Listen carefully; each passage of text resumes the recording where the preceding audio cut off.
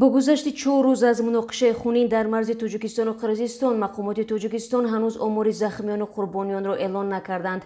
رادیوی آزادی تو این دم نام 15 قربانی مناقشه را معلوم کرد.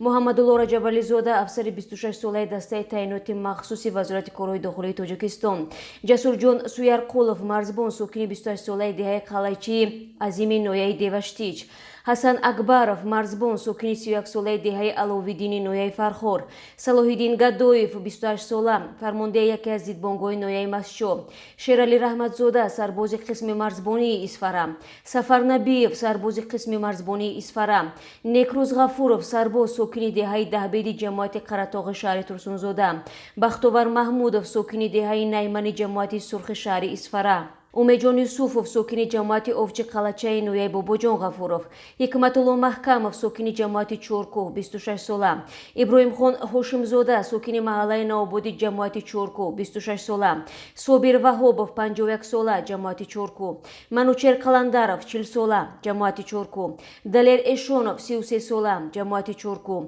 حسینجان شراپov، جماعت چورکو. جستجو و سنجش معلومات درباره قربانیان دیگر ادامه دارد.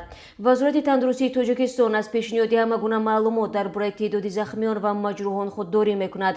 مسئولین وزارت گفتند اطلاع را از مقامات قدرتی بگیریم. رجبای احمدزاده، رئیس ولایت سوخت، نیز روز 30 اپریل در صحبت با رادیو آزادی از افشای تعداد مجروحان و قربانیان خودداری ورزید. این در حالی است که جانب قرقیزستان هر ساعت معلومات نو را درباره تعداد زخمیان و هلاک شده ها پخش میکند.